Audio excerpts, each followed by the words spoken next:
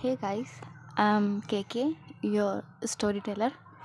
तो हमने पिछले भाग में जाना था कि हमारी आयुषी जी मसूरी के लिए निकल चुकी थी और हमारे सिंह जी लंदन पहुंच चुके थे और वो अपने मीटिंग्स में बिज़ी थे। तो चलिए हम अपनी कहानी शुरू करते हैं। तो पिछले भाग में हमने जाना था कि आयुषी जी हमारी सॉन्ग सुनते सुनते सो गई थी। तो चलिए अब हम आगे चलते हैं। ये सब लोग मसूरी पहुंचने वाले थे। विवेक जी, आयुषी बेटा यश को उठा दो, हम पहुंचने वाले हैं। आयुषी, जी पापा। आयुषी, यश उठो, देहरादून आ गया है। यश, अरे यार दी, हम तो मसूरी जा रहे थे ना और अभी तो देहरादून ही आया है, सोने दो ना, अभी तो टाइम है। आयुषी, अरे देहरादून से ही हम मसूरी जाने के लिए निकलेंगे, हमें कैब करनी है देहरादून से। यश, अरे यार दी, सोने भी नहीं दे रहे हो आप तो। आयुषी, हाँ उठो, अब फालतू के नाटक मत करो। यश, ठीक है। फिर ये लोग देहरादून स्टेशन से मसूरी के लिए कैब कर लेते हैं। 35 किलोमीटर का सफ़र होने वाला था इनका। विवेक जी, आयुषी बेटा एक काम करो, आप और यश दोनों कैब करो, मैं विक्रांत से कॉल पर एड्रेस पूछ लेता हूँ। आयुषी, क्यों पापा, आपने उन्हें बता दिया क्या? विवेक जी, उसे तुम्हारे बारे में सब पता कर लिया है बेटा। काशी में कोई इंस्पेक्टर है जो उसके रिलेशन में है। आयुषी, अच्छा।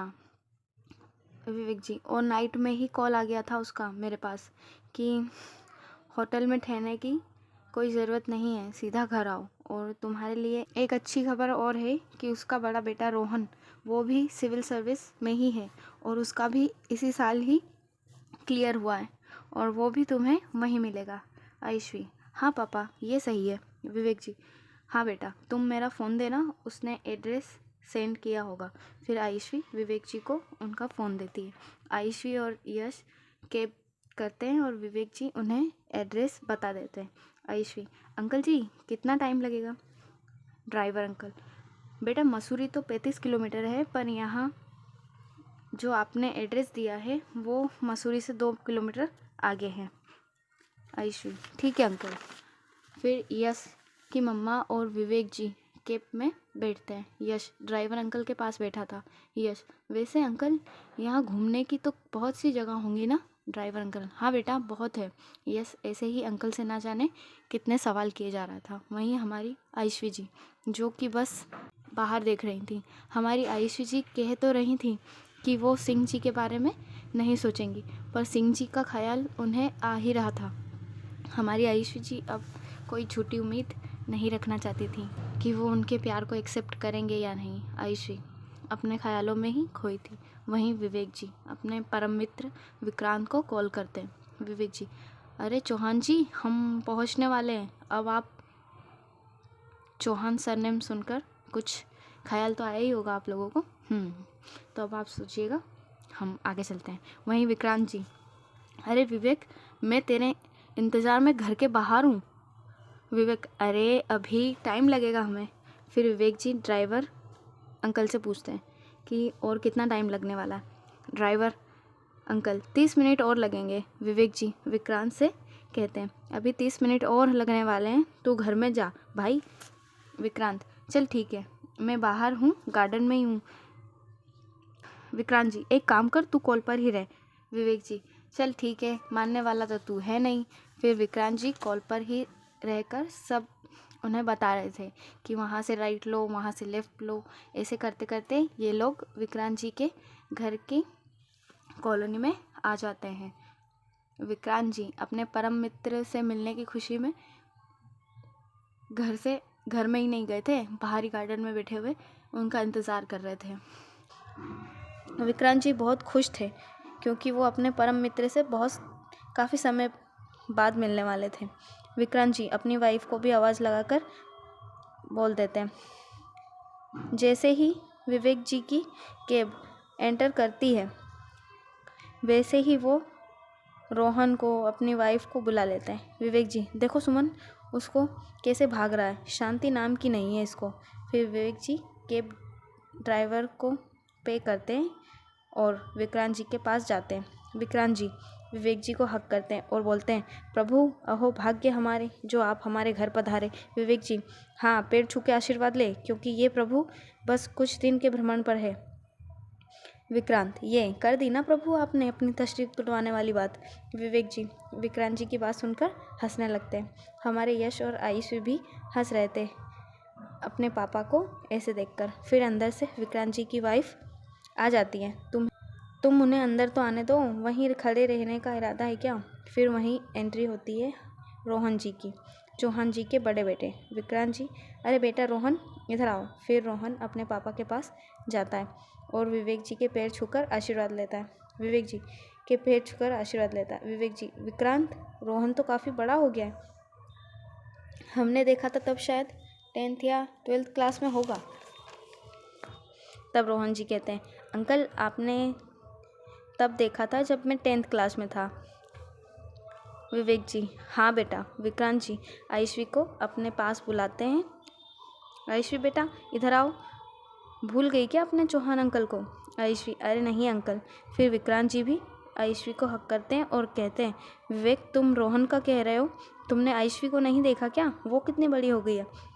तब जाके हमारे रोहन जी आयुषी को देखते हैं और देखते ही, पापा ये तो चश्मिश है ना? रोहन, ओए चश्मिश तुम्हारा चश्मा कहाँ है? घर भुलाई क्या? आयुषी, अच्छा अगर एक बार और चश्मिश कहा ना तुमने चश्मिश मुझे, तो बत्ती से तोड़ दूंगी मैं तुम्हारी। रोहन, हाँ तो चश्मिश को चश्मिश ना कहूँ तो क्या कहूँ? हाँ, और फिर ये लोग ऐसे ही पूरे घर में बच्चों की तरह इधर से उधर भागने लगते हैं। आयुषी, रोहन रुक जा, नहीं तो तेरा सर फोड़ दूंगी। रोहन, हाँ हाँ फोड़ दे, चलेगा। आयुषी, अभी ट्रेनिंग लेना बाकी है, भूल गया क्या? और गजनी बनकर जाएगा क्या वहाँ पर? रोहन, ये तू ना मुझे गजनी बोलना बंद कर। हाँ, तेरे सामने आईपीएस ऑफिसर रोहन चौहान है, सोच समझ कर बोल थोड़ा। आयुषी, हाँ तो तू है ही गजनी, छोटी से छोटी बात नोट किया करता था। अच्छा सुन, वो बचपन वाली आदत गई या नहीं तेरी? रोहन, कौन सी आदत? आयुषी, अरे वही। तो अब हम आपको रोहन जी के बारे में बताते हैं थोड़ा। ये आयुषी जी के साथ उनके काशी वाले घर के पड़ोसी थे और उनके क्लासमेट्स भी। हमारे रोहन जी और आयुषी ने अपने 10th क्लास तक साथ रहकर अपनी स्टडी की थी। फिर उसके बाद विक्रांत जी का ट्रांसफ़र हो गया था और वो मसूरी शिफ्ट हो गए थे। तो अब हम चलते हैं अपने सिंह जी के पास। वो अभी भी लंदन में ही थे। मिस मेहता, राजवंशी जी आज की मीटिंग में फ़ाइनल हो जाएगा ना कि ये प्रोजेक्ट हमें ही मिलने वाला है? सिंह जी, हाँ मिस मेहता आज सब हो जाएगा। फिर ये लोग मीटिंग के लिए निकलते हैं। अंकित भाई थोड़ी शांति कर ले, इतनी भी जल्दी नहीं जाना है हमें।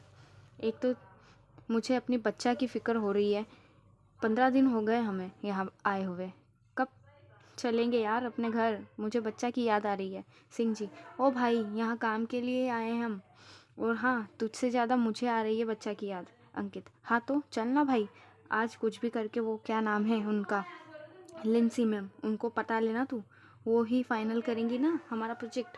सिंह जी, अब बस कर यार और जल्दी कर। फिर ये लोग कॉन्फ्रेंस रूम में पहुंच जाते हैं जहां हमारे सिंह जी अपनी प्रेजेंटेशन देते हैं। हमारी लिंसी मैम भी वहीं हमारे सिंह जी की पर्सनैलिटी से भी उन्हें वो अट्रैक्ट हो रही थी। सिंह जी अपने प्रेजेंटेशन कंप्लीट करते हैं और वहीं पूरे हॉल में तालियों की गूंज थी। पर वहीं हमारी लिंसी मैम बस सिंह जी को ही देखे जा रही थी। सिंह जी लिंसी मैडम को देखते हैं और उन्हें समझने में देर नहीं लगती कि मिस लिंसी के मस्तिष्क में क्या चल रहा है। सिंह जी, अरे मोहतरमा हमें बाद में घूर लेना, पहले यस और नो कुछ तो कहो। वहीं हमारी लिंसी मैम की पीए उनके पास आकर, मैम राजवंशी जी आपकी हाँ का इंतज़ार कर रहे हैं और सभी लोग आपको देख रहे हैं, क्या आप ये प्रोजेक्ट एएसआर ग्रुप के साथ फाइनल कर रही हो? लिंसी मैडम अपने ख्याली दुनिया से बाहर आते हुए, यस ऑफ कोर्स, इतनी अच्छी प्रेजेंटेशन थी राजवंशी जी की, उनके साथ काम करना कौन पसंद नहीं करेगा। लिंसी, इतनी अट्रैक्टिव पर्सनैलिटी को हम कैसे ही मना कर सकते हैं। लिंसी की पीए। तो अब ये राजवंशी जी को भी अप्रोच करेंगी। ये अप्रोच करने का सोच रही हैं। कितनी ही ठरकी बॉस है मेरी। सिंह जी के पास जाकर लिंसी मैडम, राजवंशी जी हम ये प्रोजेक्ट फाइनल करते हैं, पर लेकिन हमें आपसे कुछ चाहिए। सिंह जी की आंखें और कान दोनों लाल हो जाते हैं, क्योंकि ये सब वो सिंह जी के काफ़ी करीब आकर कह रही थी। लिंसी, आई मीन आज रात का डिनर हमारे साथ। सिंह जी, मिस लिंसी, अगर हम ये डिनर फिर कभी करें तो चलेगा, क्योंकि हमें इंडिया के लिए निकलना है और हम बस आप का फाइनल डिसीजन का वेट कर रहे थे। मिस लिंसी, राजवंशी जी आप हमें सीधा ही मना कर रहे हो, एक चांस तो मिलना चाहिए। सिंह जी बहुत अच्छे से समझ रहे थे। फिर जी नहीं मिस लिंसी, हम फिर कभी ज़रूर करेंगे। आज आपके साथ डिनर विथ फैमिली, आपकी और हमारी। सिंह जी, इसी बहाने हम आपके पति परमेश्वर से भी मिल लेंगे। ओह सॉरी, आपके हस्बैंड से। मिस लिंसी, एटीट्यूड, हाँ। फिर मिस लिंसी फेक स्माइल के साथ, जी ज़रूर, क्यों नहीं। फिर हमारे सिंह जी सभी फॉर्मेलिटीज़ पूरी करते हैं और सभी को थैंक यू कहते हुए वहाँ से निकल जाते हैं। वहीं अंकित और मिस मेहता ये सारा सीन देखकर, अंकित, भाई ये क्या कह रही थी लहसुन पुदीना। सिंह जी, घर चलकर बात करेंगे, जल्दी कर, जल्दी चलने का देख कौन सी फ़्लाइट है लंदन से इंडिया के लिए। वहीं मिस मेहता, तो उसका तो पारा हाई था भाई, सब उसके 1 साल पुराने प्यार के जो पीछे पड़े थे। मिस मेहता, वहाँ वो लड़की और अब लिंसी, अब सब के सब इनके ही पीछे पड़े हैं। वहीं अंकित, भाई 1 घंटे के अंदर एक फ़्लाइट है लंदन से इंडिया के लिए। सिंह जी, हाँ तो चलना, जल्दी कर। अंकित, ठीक है। वहीं हमारे सिंह जी, अंकित और मिस मेहता कैब में बैठकर निकलते हैं सीधा एयरपोर्ट के लिए। हमारे सिंह जी अपनी बच्चा को कॉल करते हैं। 1-2 बार बेल जाती है, वेदू कॉल पिक नहीं करती। सिंह जी, अंकित, वेदू कॉल पिक नहीं कर रही। अंकित, अच्छा रुक, मैं टिया को कॉल करता हूँ। फिर हमारे अंकित टिया को कॉल करते हैं। टिया कॉल रिसीव करती है। हाँ अंकित भाई कहिए। अंकित, टिया वो बच्चा कहाँ है, कॉल पिक नहीं कर रही वो, क्या तुम कहीं बाहर हो। टिया, भाई वो जानबूझकर कॉल पिक नहीं कर रही हैं, वो अपने भाई साहब से नाराज़ हैं इसलिए। अंकित, अच्छा मेरी बात करवाओ बच्चा से। फिर टिया वेदू को फ़ोन देती है। वेदू फ़ोन कान पर लगाती है पर कुछ कहती नहीं। अंकित, बच्चा आप सुन रही हो। वेदू, अंकित, अच्छा तो आप हमसे भी नाराज़ हो। वेदू, अंकित, अच्छा एक गुड न्यूज़ दें। वेदू, अंकित, ये प्रोजेक्ट हमें मिल गया है और हम इंडिया के लिए निकल गए। वेदू, नहीं आप दोनों वहीं रहो, यहाँ आने की क्या ज़रूरत है, और कह देना अपने बेस्ट फ्रेंड से हम कोई उनकी बच्चा नहीं है, वहाँ जाकर तो वो हमें भूल ही गए। और आप अंकित भाई, आप भी अपने बेस्ट फ्रेंड जैसे हो, 2 बार कॉल किया है आपने हमें। अंकित, अच्छा बच्चा आखिरी बार माफ़ कर दो, फिर कभी ऐसा नहीं होगा। अंकित, और मेरे अक्कड़ू को भी थोड़ा सा माफ़ कर देना, उसकी कोई गलती नहीं है। वेदू, हाँ लक्ष्मण जी, अश्विन पुराण पढ़ना शुरू हो गया अब आपका, है ना। पर जब देखो जब आप उनकी सफाई देने लगते हो उनकी तरफ से, और वो सुन रहे हैं सब, हमें पता है, फिर भी हमें मनाने की बजाय अपनी बत्ती सी दिखा रहे होंगे। अंकित, बच्चा आप तो बहुत अच्छे से जानती हो हमें। वहीं सिंह जी, बच्चा हम आ रहे हैं, फिर जी भर के अपना गुस्सा हम पर निकाल लेना, ठीक है। अब हम एयरपोर्ट आ चुके हैं, ठीक है। वेदू, ठीक है, जल्दी आओ भाई साहब, हम बहुत मिस कर रहे हैं आपको, आप दोनों को। सिंह जी, हाँ बच्चा ठीक है। फिर कॉल कट कर देते हैं ये लोग। अंकित, बच्चा भी अजीब है, कह रही थी नाराज़ है, और फिर देखो जल्दी से आ जाओ। सिंह जी, बच्चा जो है अभी तक और कहती क्या है पता है, कि आप आराम करो, सब काम हम कर लेंगे। अंकित, क्या सच में। सिंह जी, अंकित, अच्छा चल अब आ गए। कैब ड्राइवर को पे करते हैं और आगे निकल जाते हैं। फिर हमारे सिंह जी के फ़ोन पर एक नोटिफिकेशन आती है। अच्छा सोचो किसकी होगी। आयुष्वी जी की। हाँ तो बिल्कुल सही नहीं है आप, हमारी श्री की।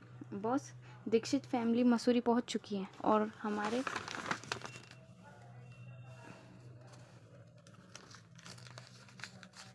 दीक्षित फैमिली मसूरी पहुंच चुकी है और हमारे सिंह जी हमारी आयुषी जी की पूरी अपडेट रख रहे थे। फिर वो इससे आगे हम नेक्स्ट पार्ट में जानेंगे।